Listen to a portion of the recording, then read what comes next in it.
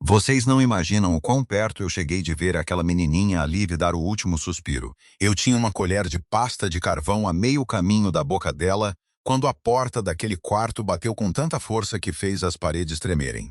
"Não lhe toque", ordenou Lady Freya, com uma voz que parecia amplificada para que todos os criados ainda de pé naquela ala a pudessem ouvir. "Já envenenou aquela criança." Eu não parei. Lá atrás, o Fen já soluçava, e o lobo do Saurin descia a correr pelo corredor a uma velocidade que nenhum rei em sã consciência conseguiria acompanhar.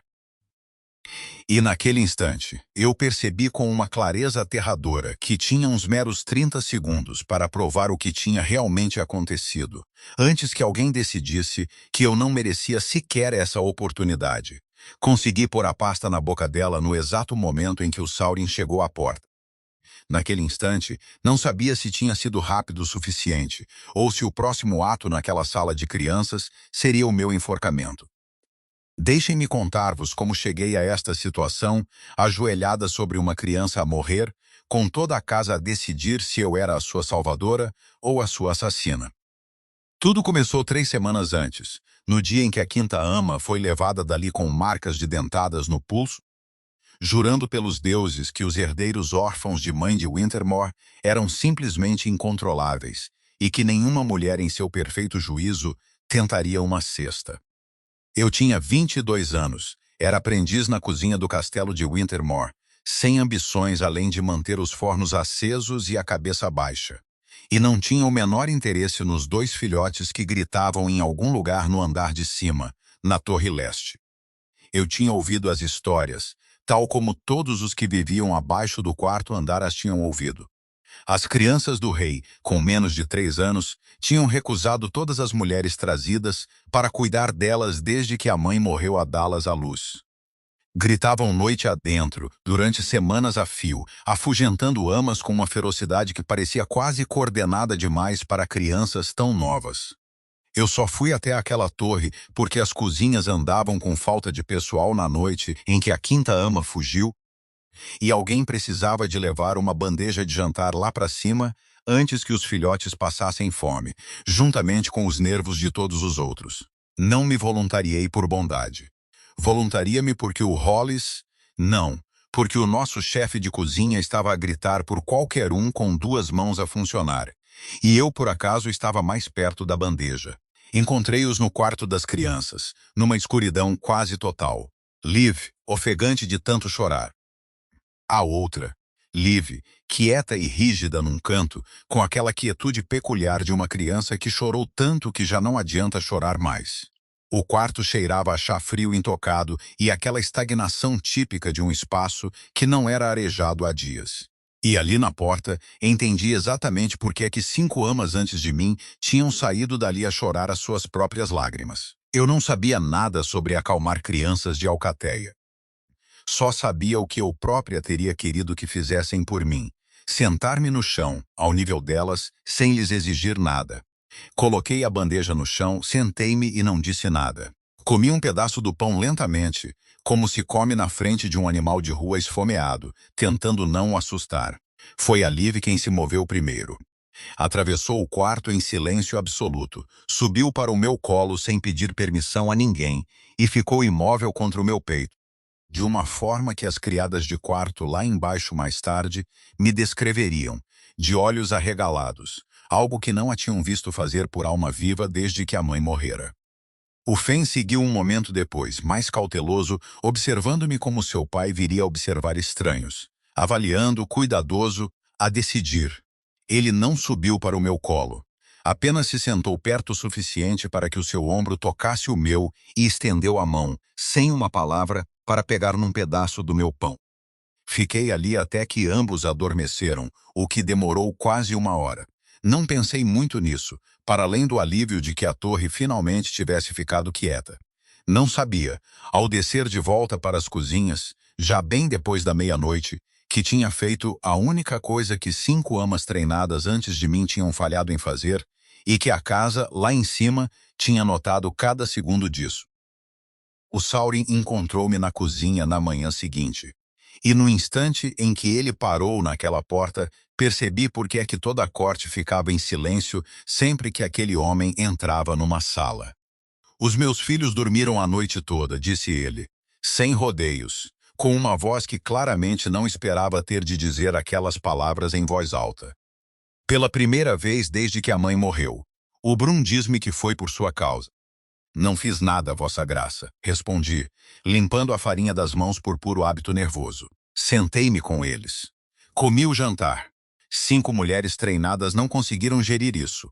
Algo se moveu nos olhos dele, cuidadoso e indecifrável. Pedir-lhe-ia que tentasse outra vez esta noite. Eu não queria. E quero ser honesta sobre isso. Porque é isso que torna o que veio depois consideravelmente mais verdadeiro. Eu tinha uma cozinha para gerir, nenhuma experiência com filhotes enlutados e nenhum desejo particular de me envolver numa casa tão fraturada. Mas pensei na quietude rígida da Liv naquele canto e descobri que não conseguia dizer que não. Voltei naquela noite e na noite seguinte.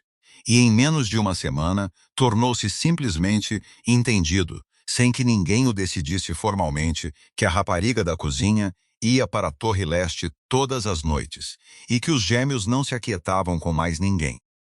Aqueles primeiros dias ensinaram-me mais sobre os gêmeos do que qualquer aviso da equipa da casa jamais tinha feito. O Fen, aprendi, não gritava por temperamento, como as amas tinham alegado. Ele gritava porque ninguém o tinha simplesmente deixado ficar zangado com a mãe, sem antes tentar convencê-lo a sair da raiva. E assim que deixei de tentar apaziguá-la, e em vez disso me sentei com ele através dela, os gritos foram diminuindo a cada noite até que pararam de precisar de acontecer. A Liv, por seu lado, não falava muito nesses primeiros dias, mas observava tudo. A forma exata como eu mexia o mingau, a costura exata onde eu dobrava o seu cobertor, a ordem precisa em que eu arrumava a sua pequena coleção de pedras no parapeito da janela todas as noites. E eu percebi, ao vê-la observar-me, que ela estava a construir uma imagem de segurança, um detalhe repetido de cada vez.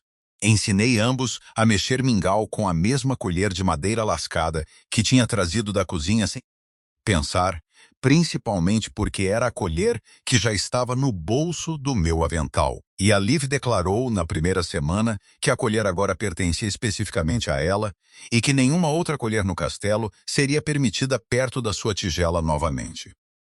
O Fen, para não ficar para trás, decidiu que a colher pertencia a ambos conjuntamente. E os dois discutiam a custódia da colher com uma ferocidade que me fez rir alto pela primeira vez desde que comecei a subir aquelas escadas. O Brum viu isso. No segundo dia, encurralou-me no corredor no 8º dia, estudando-me com a expressão particular e cuidadosa de um homem a tentar descobrir se eu era uma solução ou uma complicação que ele ainda não tinha precificado totalmente. O rei não sorri desde que a sua mulher morreu, disse ele, sem rodeios. Há 3 dias vi-o sorrir com algo que a sua própria filha lhe disse ao jantar. Não sei o que fez a esta casa, mas pedir-lhe-ia que tivesse cuidado com ela. Não estou a tentar fazer nada a esta casa, disse eu. Estou a tentar ajudar 2 crianças a dormir. Isso pode ser verdade, disse o Brum, e ainda pode ser a coisa mais perigosa que aconteceu neste castelo num ano. Eu não percebi o que ele queria dizer até que Lady Freya me encontrou pessoalmente, 3 dias depois, num corredor onde ela claramente estava à espera. Ela era a irmã da Isolde, eu já tinha aprendido, a irmã de sangue da falecida Luna, instalada no castelo desde o nascimento para ajudar a gerir os cuidados das crianças. Embora eu tivesse notado, nas minhas poucas semanas naquela torre, que ela visitava o quarto das crianças consideravelmente menos vezes do que a sua posição implicava que deveria. Está a exceder-se, disse ela, sem introdução, com a voz agradável daquela maneira particular que torna uma ameaça mais dura do que gritar. Uma rapariga da cozinha não cria os herdeiros de um rei. Sugeriria que se lembrasse do seu lugar antes que alguém a lembre dele de forma menos gentil. Não estou a criar ninguém, disse eu. Estou sentada com 2 crianças que estão assustadas e enlutadas, o que é mais do que vi alguém mais neste castelo fazer por elas. Algo no rosto dela ficou muito quieto, controlado de uma forma que me perturbou mais do que raiva aberta o faria. Cuidado, disse ela novamente, mais suave desta vez, e saiu sem outra palavra. Eu ainda não entendi exatamente o que tinha ameaçado, simplesmente ao fazer com que duas crianças dormissem a noite toda. Entenderia cedo o suficiente, e a um custo consideravelmente maior do que um aviso no corredor.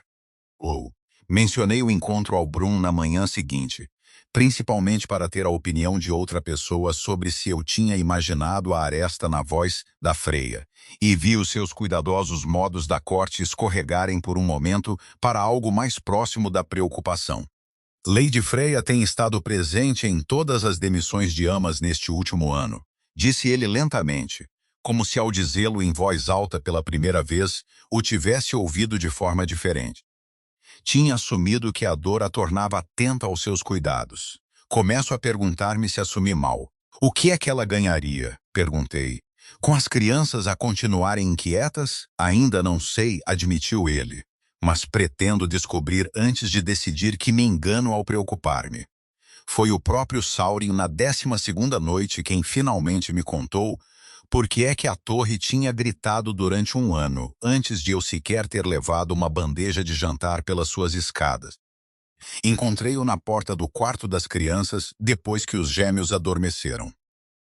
Observando-os da maneira que um homem observa algo que tem medo de querer abertamente. A Isolde morreu 3 dias depois de eles nascerem, disse ele baixinho, sem me olhar diretamente. Uma febre que os curandeiros não conseguiam baixar.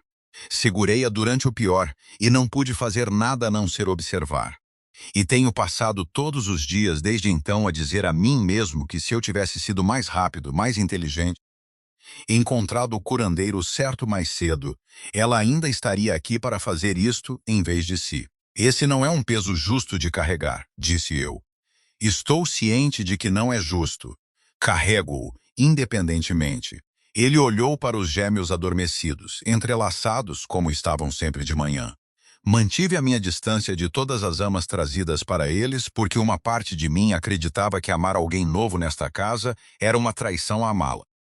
Não esperava que uma rapariga da cozinha passasse por essa crença sem sequer tentar. Eu não passei por nada de propósito, disse eu. Disse que me sentei no chão porque não sabia o que mais fazer. É precisamente por isso que funcionou, disse ele. Todos os outros tentaram geri-los. Você simplesmente ficou. Eu não tinha uma resposta preparada para isso, então não disse nada. E ficamos ali juntos por um longo momento na porta de um quarto de crianças que, pela primeira vez em um ano, tinha ficado completamente quieto. Fala-me dela, disse eu finalmente. Quieta, Isolde, não da perda dela. Quem ela era? Ele olhou surpreendido com a pergunta. Da mesma forma que o Brum tinha olhado surpreendido dias antes, quando lhe perguntei algo que ninguém tinha pensado em perguntar-lhe também. Ela ria alto demais para ocasiões da corte e nunca se importou que as pessoas notassem.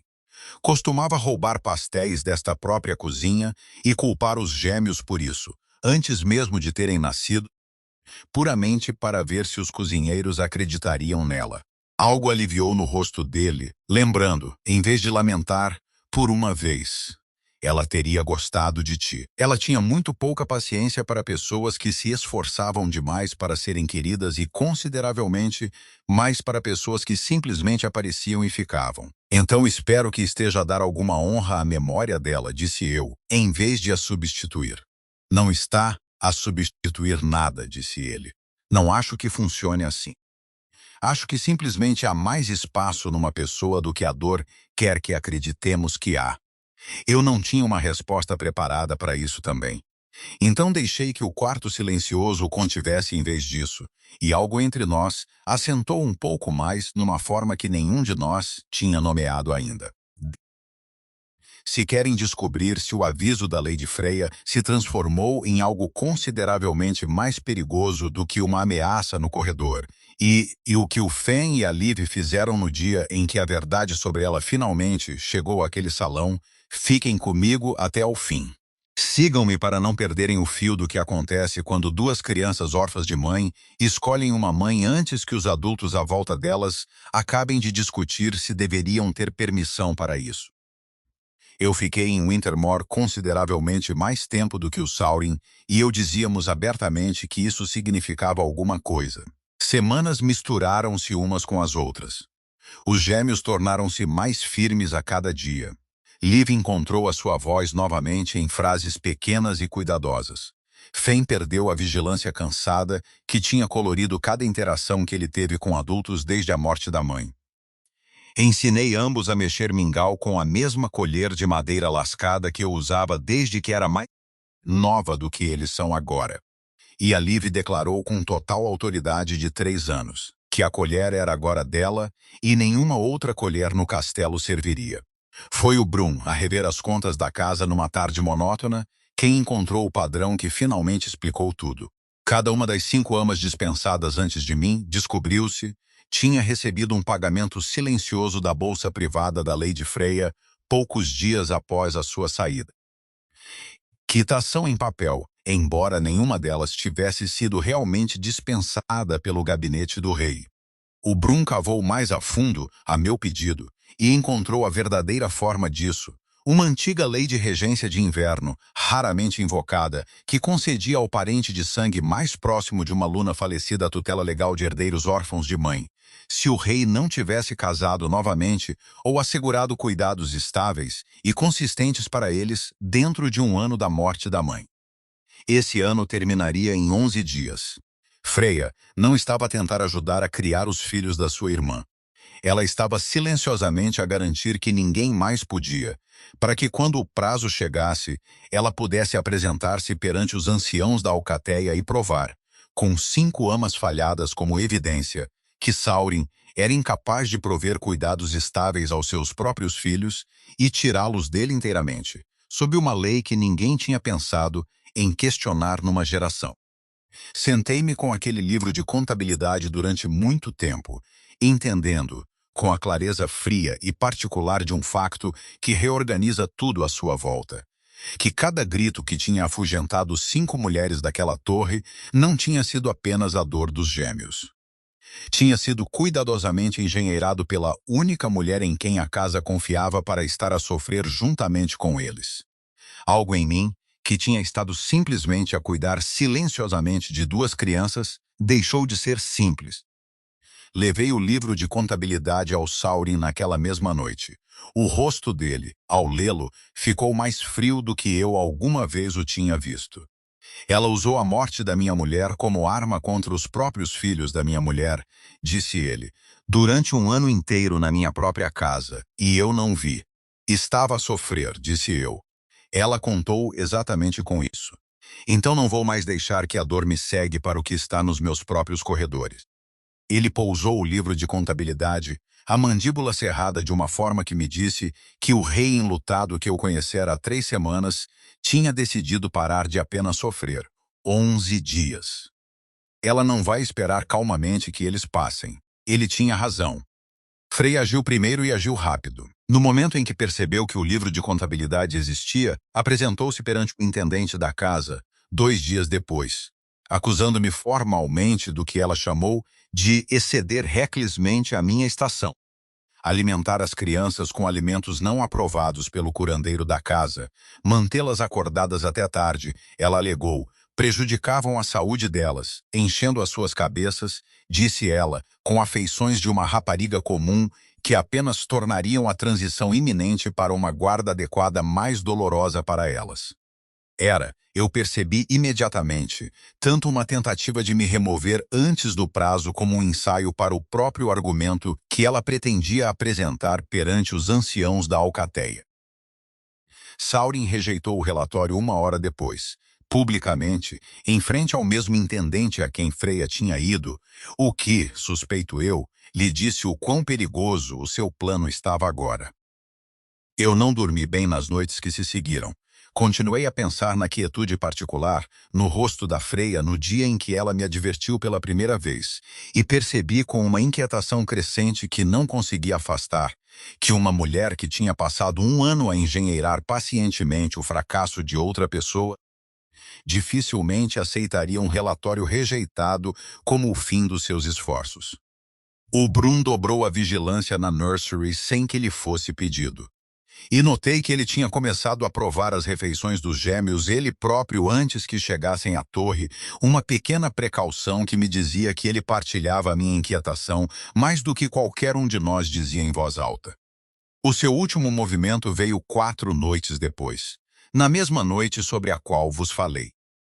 No início disto tudo, alguém infiltrou uma dose de beladona, amarga, de ação lenta, facilmente confundida com uma febre infantil comum se ninguém pensasse em olhar mais de perto para o leite da noite dos gêmeos. A Liv, mais pequena e mais rápida a reagir a venenos do que o seu irmão, começou a ter dificuldade em respirar dentro de uma hora.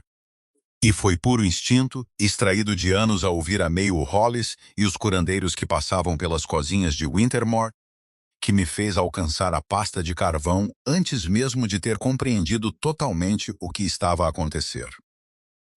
As minhas mãos não pararam de tremer desde o momento em que notei a mudança na respiração da Liv, embora eu não tivesse deixado o tremor abrandá-las. Tinha passado muitas noites a ouvir a meio os curandeiros que passavam pelas cozinhas de Wintermore ao longo dos anos para reconhecer a raspagem trabalhosa e particular de um envenenamento em vez de uma febre comum, e tinha alcançado a lata de carvão por puro instinto, rezando para que me lembrasse corretamente da dosagem, porque não houve tempo para enviar alguém mais qualificado do que eu. Freya chegou àquela porta, acusando-me de envenenar a própria criança que eu estava ativamente a salvar. Alto o suficiente para que toda a ala o visse, cronometrado precisamente para cair antes que alguém tivesse a chance de ver a verdade por si mesmo. Saurin chegou momentos depois, o seu lobo mal contido sob a pele, e absorveu a cena num único olhar varredor. A respiração da Liv já a aliviar sob a pasta. Fen agarrando-se com força à minha saia em vez de recuar de mim. E Freya parada na porta com uma acusação pronta antes mesmo de ter olhado propriamente para sua própria sobrinha. Ela está a ajudá-la, disse Brun, chegando um passo atrás de Saurin, já agachado para verificar o pulso da Liv. A pasta está a funcionar, olhe para a cor dela. Então alguém envenenou aquele leite antes que ela interviesse, disse Saurin. A sua voz ficou muito quieta e muito perigosa. E eu gostaria de saber quem teve acesso à cozinha da nursery esta noite, que não estava já aqui em cima com as crianças. O curandeiro convocado para confirmar o envenenamento encontrou, dentro de uma hora, um pequeno pacote de papel com beladona descartado numa passagem de serviço um andar abaixo da nursery. Uma passagem que a criada de Freya foi vista a deixar não uma hora antes de o leite ter sido servido. Um detalhe que 3 funcionários da cozinha dispostos a jurar assim que entenderam o que estava realmente em jogo. Fen, ainda agarrado à minha saia, olhou para o pai e disse com a voz pequena e clara que só recentemente tinha recuperado. Ela não fez isso. Foi a tia Freya. Ninguém naquela nursery tinha uma história pronta para uma criança de 3 anos a resolver um envenenamento antes que os adultos terminassem de discutir sobre isso. Freya foi despojada da sua posição em Wintermore naquela mesma noite. A lei de regência que tinha impulsionado o seu esquema foi discretamente retirada de uso pelos anciãos da Alcateia assim que a forma completa do seu plano lhes foi apresentada, e ela foi escoltada para fora do castelo antes do amanhecer com consideravelmente menos dignidade do que usava ao andar pelos seus corredores durante o último ano. Liv recuperou totalmente em 2 dias e recusou-se a beber leite de qualquer copo que não fosse trazido a ela pessoalmente por mim, o que os curandeiros concordaram em tolerar enquanto ela precisasse. Fen, por seu lado, recusou-se a deixar-me sair do seu campo de visão por quase uma semana, seguindo-me pelas cozinhas e corredores com a mesma vigilância feroz e atenta que antes reservava apenas para estranhos, agora totalmente voltada para me manter segura. Saurin encontrou-me na nursery uma semana depois, uma vez que a casa tinha voltado a algo semelhante à calma, segurando a mesma colher de madeira lascada que Liv tinha reivindicado como suas semanas antes. Tenho passado 3 semanas a tentar descobrir como agradecer a uma mulher que salvou os meus filhos 2 vezes, uma vez da dor e outra do veneno, disse ele. Sem parecer que estou simplesmente a tentar manter uma ama muito boa. Não acho que tenha conseguido graciosamente. Não precisa de conseguir graciosamente, disse eu. Precisa simplesmente de dizer a coisa verdadeira. Ele ficou quieto por um momento. Amei a minha mulher inteiramente, e perdê-la quase acabou com a parte de mim que era capaz de amar mais alguém novamente. Não esperava que uma rapariga da cozinha com uma colher de madeira provasse que essa parte de mim estava errada. Estou farto de ter medo que cuidar de si seja uma traição a cuidar dela. Acho que em algum lugar ela ficaria simplesmente feliz que os seus filhos estão seguros e quentes e amados novamente. E acho que ela gostaria de si consideravelmente mais do que o ressentiria. Quando ele me beijou, cuidadoso e sem pressa, como um homem que tinha passado um ano acreditando que estava acabado com este tipo particular de sentimento, senti algo no meu próprio peito. Uma dor silenciosa que não admitia carregar desde a primeira noite em que Liv adormeceu contra mim, assentou em algo mais estável. Ele reclamou-me perante a alcateia completa um mês depois. A sua mão firme sobre o antigo círculo de ferro enquanto a colocava na minha cabeça ele próprio, com Fen e Liv sentados na frente daquele salão, Liv agarrando a sua colher de madeira como um cetro próprio. Custou-lhe alguns murmúrios silenciosos entre as casas mais velhas sobre um rei a casar com uma rapariga da cozinha mal há 2 anos, a esfregar os seus próprios potes, e ele respondeu a isso da mesma forma todas as vezes. Que a mulher que tinha feito seus filhos dormirem a noite toda e depois lhes salvar as vidas além disso, já tinha provado ser mais adequada para estar ao seu lado do que uma vida inteira de boa criação jamais poderia ser. Fen, perguntado por um ancião particularmente teimoso por que é que a alcateia deveria aceitar uma rapariga comum da cozinha como a sua rainha, respondeu antes que o pai pudesse, com a autoridade plana e irrefutável que apenas uma criança de 3 anos possui. Ela não é comum, disse ele. Ela é nossa. Ninguém naquele salão encontrou muito espaço para argumentar com ele.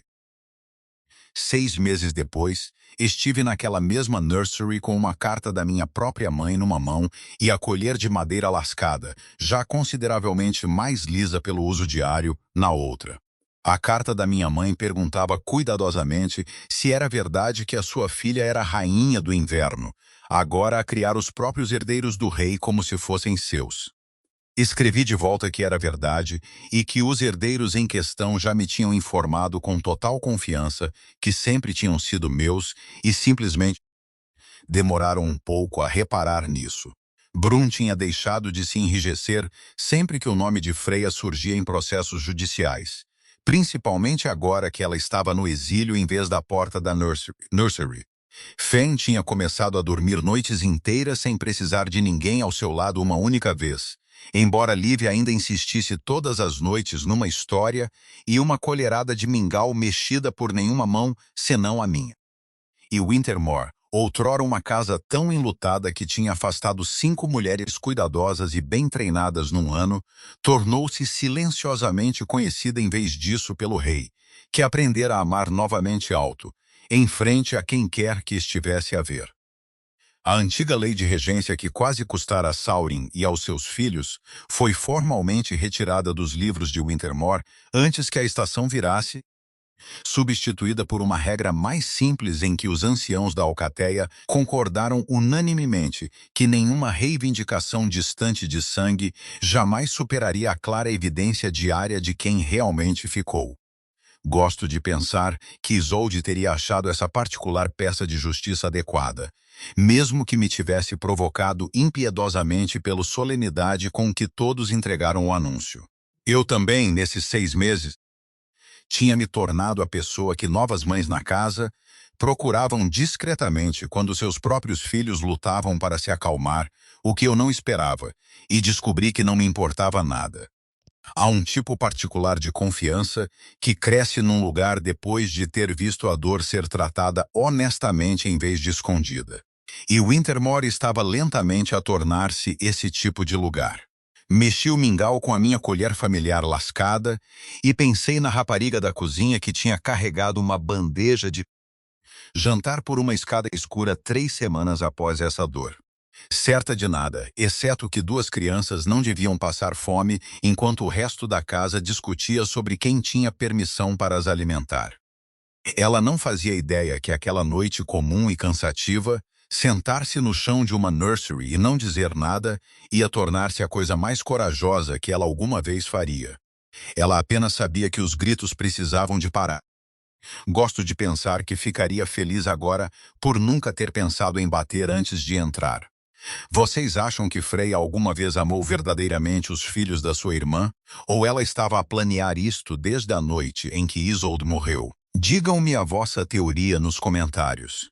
E se quiserem ficar nesta nursery um pouco mais, comentem a colher e eu saberei exatamente o que estão a pedir. Obrigado por se terem sentado naquele chão de nursery comigo.